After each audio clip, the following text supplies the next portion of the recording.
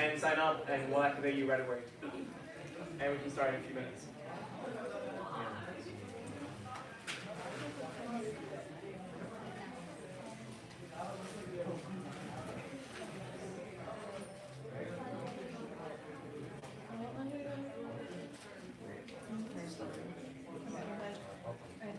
Whenever you sign it up, let me know and I'll activate the accounts.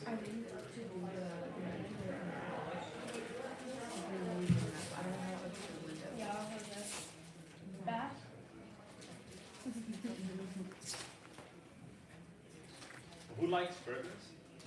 Can you raise your hand? Anyone who likes burgers? Perfect. So this is a one-on-one class of how to make burgers. We decided to make it very concise. Alex is a specialist of burger making. Right? That's one of my budgets.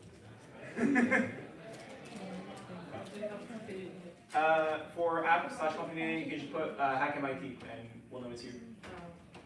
If you didn't, that's fine as well. Okay. What's your email? SHREYA.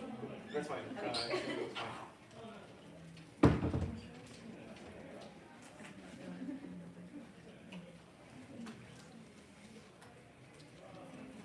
Should you have to Yes.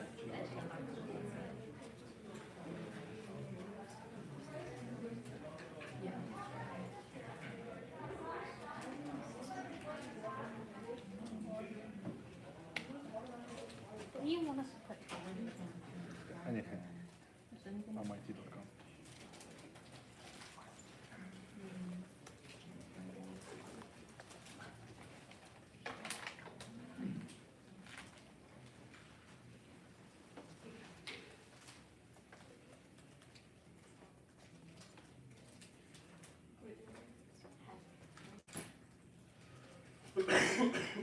And for what's the URL, you can just put MIT's one.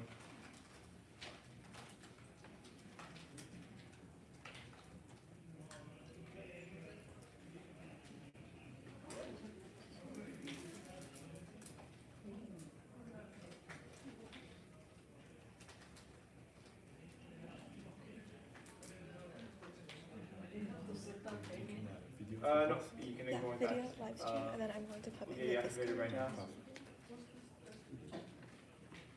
Who's signing up right now? Raise your hands. Okay, lots of people. Okay, might be easier if you guys just use some testing credentials. I'll post on Discord right now.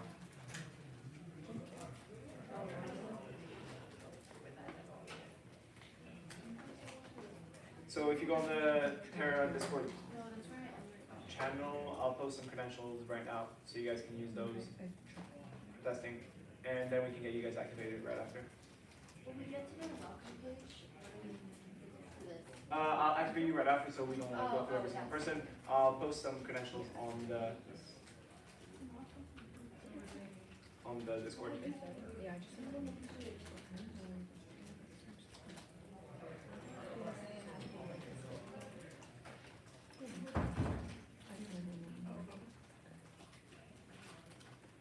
Cool, so if you guys can all go on the Discord and get the credentials listed there. And essentially for this workshop, we'll take it as like a very walkthrough of our API. We'll go through like how you connect the user, how you connect the device, and then how you're actually going to be able to get data for them and how that all works. Show of hands, how many people here are CS majors? How many people are non-CS majors? Might be easier. Cool. And out of everyone, how many would say that you have little to no like CS knowledge, like even like some programs? Is there anyone? Cool. It's fine as well. Like I just try to understand like how to explain things. Cool, awesome. Is there anyone who doesn't know what an API is? Yeah, that's fine. Cool, awesome. So an API is just a way in order to connect to some platform and retrieve data through it. You can think of it like that. So let me give a brief intro to what Terra API is in case anyone doesn't know. Essentially, Terra sits as the middle layer between all sorts of wearables and developers who want to get data out of them. Say you're a fitness developer building an app and you want to get data from Fitbit, Google Fit, Apple Watch. Terra just sits in the middle right here and allows you to get data from any source, whether that's Google Fit, Fitbit, Garmin, whatnot or whatnot. So in order for, well, you can just connect to us and we connect to every single other source and get you that health and fitness data in order to work your app. Whether that's like fitness challenges or you're an insurance company that wants to overprice people if they're not active enough, that sort of thing. But yeah, that's the gist of it. And the way you do that is essentially if you've got your Fitbit account, Terra would allow you to connect it to your favorite app through our authentication widget. I'll give you guys an overview and then we can dive into the actual usage of the API. That's our connection widget, which would be displayed in your favorite app, which would want to use your fitness data. So as a user, you just press continue, click on connecting Fitbit, for example, and then you transfer to Fitbit, where you would log in and accept any necessary permissions if you haven't done so before. For example, here, I'll connect everything with Terra. Question, how do we get access to the widget? I'll be getting to that. So for the technical parts, like we'll get to that like in a moment. I just wanted to give a high-level overview first. Cool. So that's how your user would connect to their wearable to your favorite app. Okay. So in order to get started, if everyone can go on our documentation, that's docs.tryterra.co.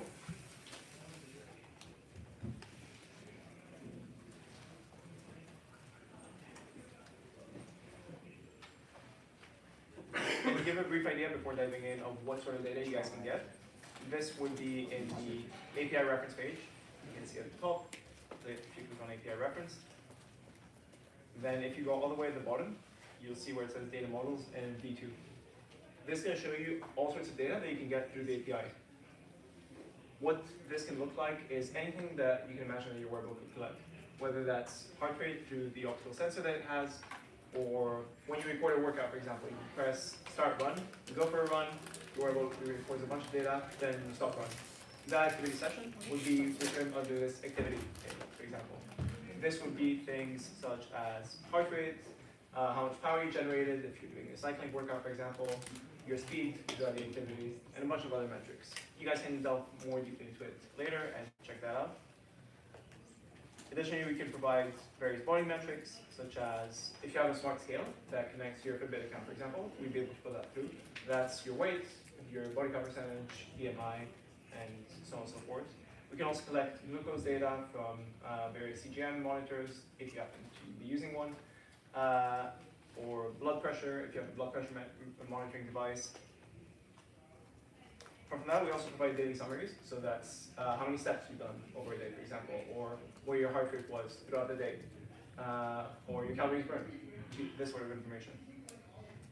We also provide menstruation information that you can track through various apps, as well as nutrition data if you were to log it on MyFitnessPal, for example, as well as sleep metrics. So how long your sleep session was, what stage of sleep you were in at various times, how much you spent in each one of those stages, so on and so forth. Okay, so now we're going to go overview of what types of data you can get through the API and what the user would have to do in order to authenticate. Are there any questions so far before going into more specifics?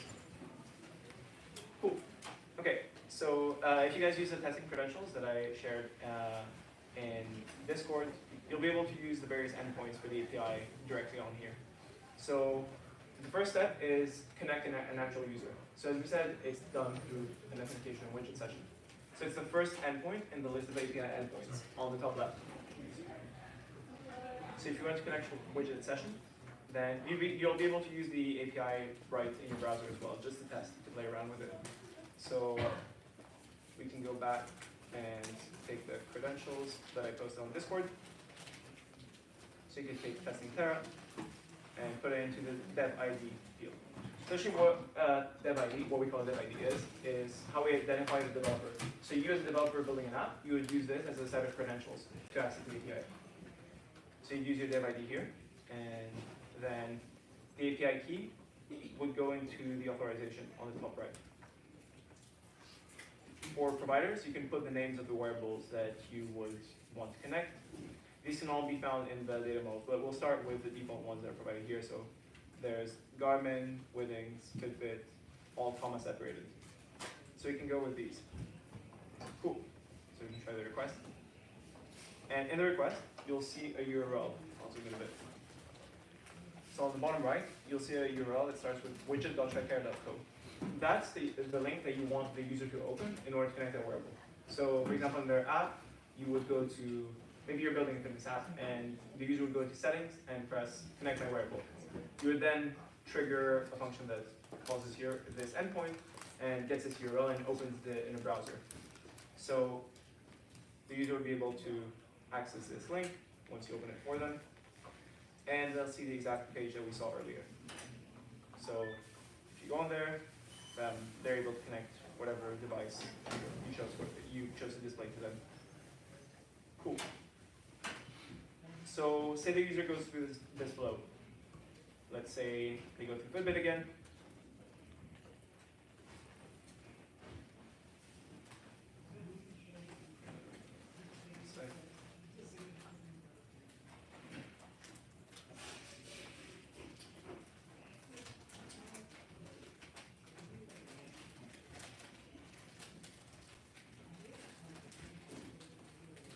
Again.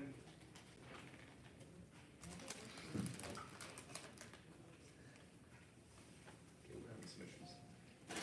I'll go on the demo one instead, just for checking that. Cool.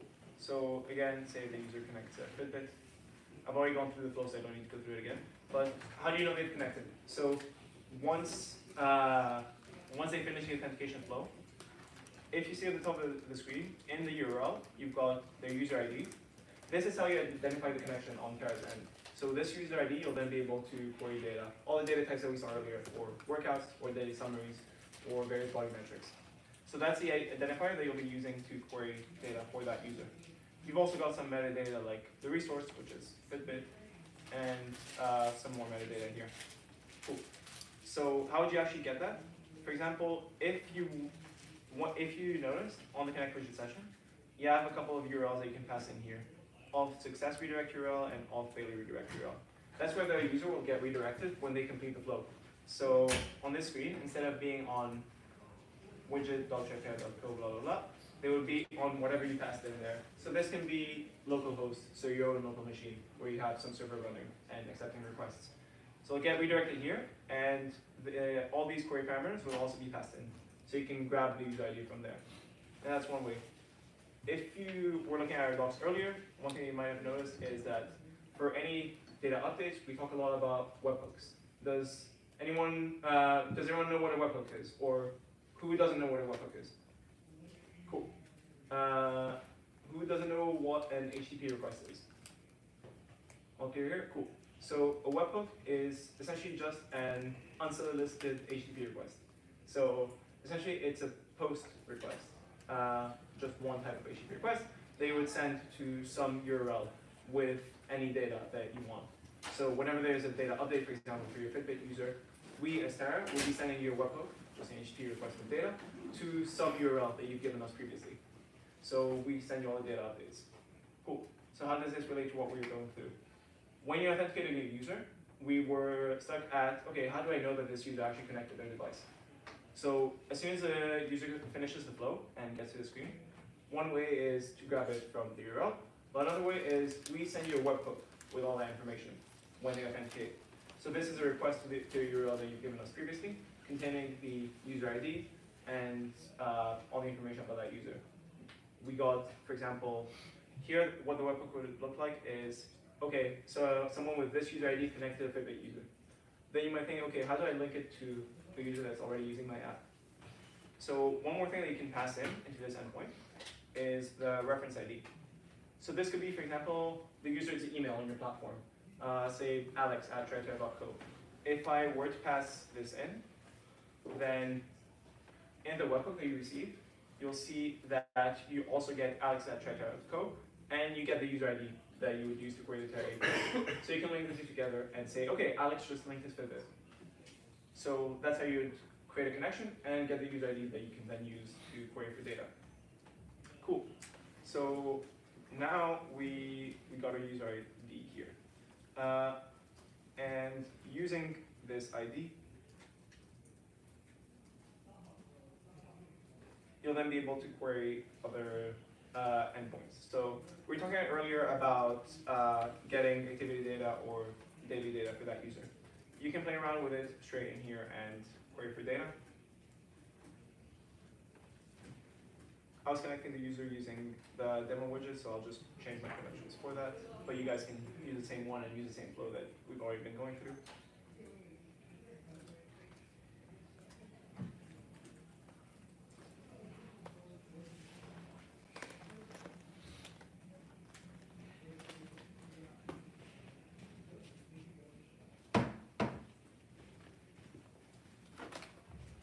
Cool. So if I wanted to get daily summary data for that user I just connected, say I would come to this endpoint for getting daily data. Then the parameters that you can pass in are the user ID, which is identify that with the connection that we just made, start date, end date, and to webhook. So start date and end date are just going to limit how long your request is. You don't need to pass in end date. If you just pass in start date, then it will just return that one day of data. Cool. So let's say we want to get September 10th. Cool. And what does to webhook mean? That just means if you're going to get the data in the response for this HTTP request, or if we're going to send it to your webhook URL. The webhook URL is just the URL that you gave us previously, where we send you webhooks and we send you all the new data updates. Cool. I'll set it to false so we can demo it here. With samples, you can just leave it true or omit it when you're actually coding. It won't be useful. Cool. So you've got all this data, and we can try the request. Let me just check which dev ID it is for the demo. Cool. And we're fetching all the data for that user, and here it is. So in the response, you'll be able to see that on this day, this Fitbit account had this many calories burned. So at midnight, they had burned 7 calories, and they had burned 14 a minute later. And you can see all the calories it burned for, let me zoom in on that. Cool. And you can see all the calories it burned. There's a lot of data returned here, or how much distance they traveled over the day for every single minute of the day, for example, for Fitbit. You guys also have access to this Fitbit account. I put the credentials in the Discord chat. So if you were to go in this thread here, then I've put some credentials for a Garmin account and a Fitbit account. Cool. Awesome. And you'll be able to get a bunch of data. There's steps as well. Their heart rate throughout the day. And any data that we saw earlier in the data models. So that's how you want to authenticate a user and to get data. We can repeat the same process for activity data, which is session-based workouts. Alex, can you explain why we request data? Yeah, of course. So the reason that you request data is when you're just testing out the API to start with, or if you want historical data.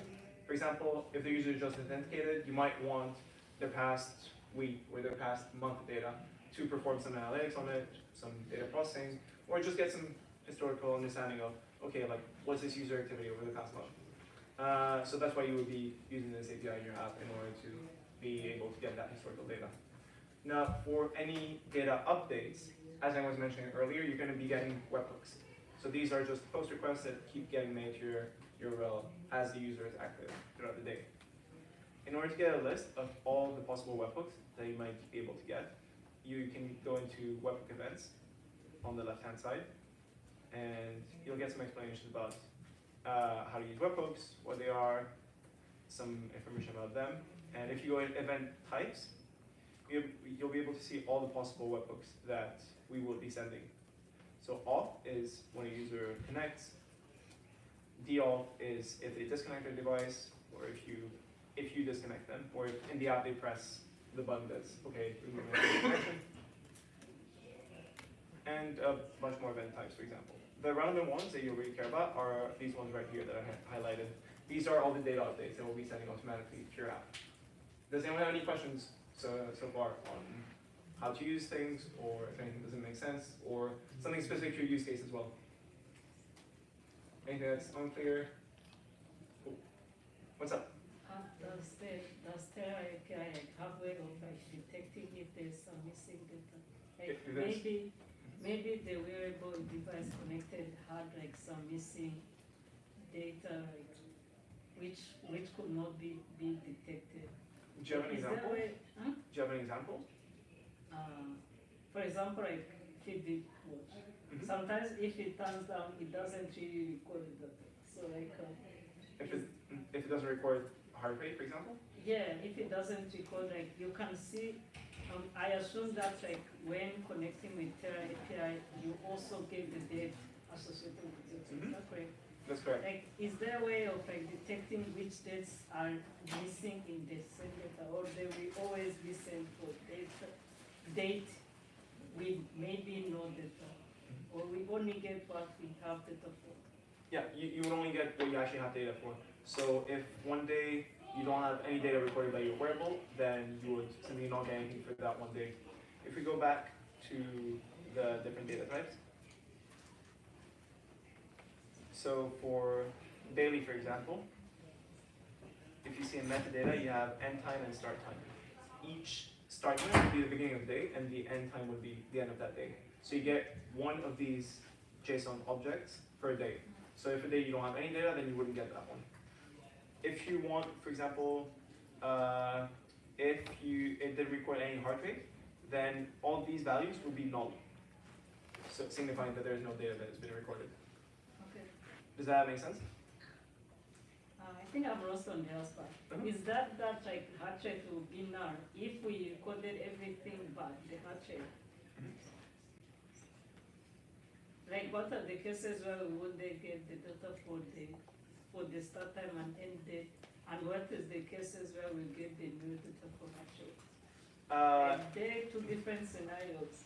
If, for example, you don't wear your watch for an entire day, Yes. then you wouldn't get that object at all. But if you wear your watch, but for some reason there's a piece of paper stuck under the optical sensor and it cannot record your heart rate, then it would be null. Okay, I see. Cool. Thank you. Any more questions so far? Cool. Essentially, the main functioning can be represented by authenticating users, requesting historical data, and handling webhooks. Those are the three main parts in order to get data into your app. Now, after that, the real part of building is going to be down to you guys. Like, how do you utilize this data that you can access to the API in order to build some app that uses it in a novel way, something that's useful for you, useful for others, and something that's really cool to see. But yeah, that's the main functioning for it. Cool. Any questions from anyone here? Yeah. I was kind of wondering about something I just thought of. Because let's say you do have a training session, right? Mhm. And then that's finished. Did you say there was any like way to get so that my application can know that it just got a session like live? So while it's happening or after it's finished? So let's say it's just finished, right? Mhm. Then it's a way for me to like get that information straight away. Yeah. Into my application. So essentially, it's what we were talking about earlier with webhooks. As soon as there's new data available, we'll send it to your server, the Okay. URL that you gave us. So we send it there, and then your server can be like, oh, this user just got a new activity. And then on the user's phone, you can send a notification being like, oh, this activity. And then is it possible to do that live somehow, or Live. is it just to like when it's finished? So what do you want to record? Oh, what do you want to access live? So let's say I go for a run for an hour, and I might like some updates on like, oh, you should probably go faster or something. I don't know. Mhm. Then that would be nice to know midway, not when you're finished. Absolutely. So apart from the main API that we just went through, we also have our live streaming API, which some of you might be working on already.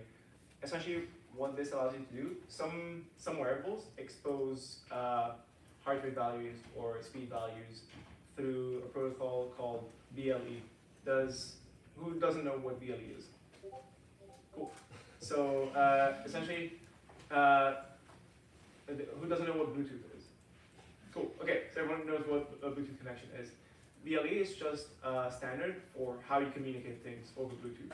A certain format, a certain set of criteria which you need to follow in order to have that standard set, so everyone can follow that, and there isn't any confusion about how to transmit data. Cool. So through BLE, these, which is just a protocol that says how you format the data, these wearables are going to be able to stream heart rate, speed, distance. Now, with one of our SDKs, who doesn't know what an SDK is? Cool. So an SDK is just like a library or like some code that you could embed into your own app and use some functionality. Cool. So with the Terra SDK, you'll be able to connect via BLE, which is just a format to connect using Bluetooth to various devices, to this smartwatch that's tracking heart rate, distance, calories over time. And that smartwatch is going to be sending data over BLE every second, maybe. And it's going to be streaming it to your phone, which is connected to the smartwatch. So using the Terra SDK, you'll be capturing all that data live. Now, after that, the SDK will be able to then send it to Terra servers, and then from Terra servers, you can also connect from your own app. So the connection goes from the watch to the phone, then from the phone to Terra servers, then from Terra servers to your app. The connection from the phone to Terra servers, and then from Terra servers to your app is done via WebSockets. Does anyone know what WebSockets are? Cool. So WebSockets are a communication protocol so that you can get live data. So for example, if you want to get data every 0.5 seconds, one way in which you could do it is make an HTTP request to the server every 0.5 seconds and keep checking for new data. But you have to waste a lot of resources just making those requests. And those requests are generally quite large for what you're trying to receive. So instead, what you can do is open a connection, a WebSocket connection between two servers, or a server and a client. And that connection allows you to transmit small amounts of data over and over from both sides. So it's a two-way communication. So using a WebSocket connection between the phone and Terra servers, the data will be transmitted from there to Terra servers. And using another WebSocket connection from Terra servers to your own application, you'll be able to then receive all that data. Is there any part that is unclear so far in the high-level description? Or any questions around it that I can explain a bit deeper? Do you understand so far? Yeah. Cool. Okay. Cool. Okay. So there's an SDK that allows you to, a Terra SDK that allows you to grab the data from the mobile device and send it back to Terra servers. And then from your server, you'll have to open a WebSocket connection to receive all that data in a live fashion. You'll be able to see more about this on our stream data part of the guides, which explains a high-level overview. And then streaming mobile SDKs are the ones that you're going to include in your mobile app. So on your phone app, for example, that you're going to distribute to your user, you'll be using that SDK to capture all their data. So you can either do it for iOS, Android, based on what phone you have, and you can connect to a lot of different wearables that stream that data. If you don't have one, let us know, and we can help out either by letting you one or letting you use one of ours. Cool. For specifically real-time streaming related questions, we can go over it in more detail later on, because that part is a little bit more complicated and requires a bit more setup, but happy to support you in your app building. Cool. Are there any more questions? Anything that you guys want more explanations on? How we can help? Yeah. Maybe I missed this, but does real-time streaming only work for phones or also for wearables? So the wearable stream sends the data to your phone, and the phone sends it to the cloud. But yeah, it's for wearable. Yeah, got it. Can it send to a computer or something? Or Yeah, of course. So, oh, you mean like directly from the device to your computer? yeah, without going through like the phone and then to like the server. At the moment, you can't. But yeah, so it has to go through the server. Okay. You could build your own BLE listening service to listen to it, but Terra SDK doesn't support it at the moment. Okay. Any more questions? Cool. Anything that you guys want us to delve deeper, or anything that's unclear about Terra? Cool. Jeff, do you want to add anything? No? Awesome. So I think that concludes our workshop for now. For getting API access, we'll activate all your accounts right now. If there are any issues whatsoever, come see us at our stall, and we'll be happy to help with anything related to our API or anything else. How long are you at the stall? Like, how long will people be at the stall for? As long as you need us to be. Okay, awesome. Thank you so much.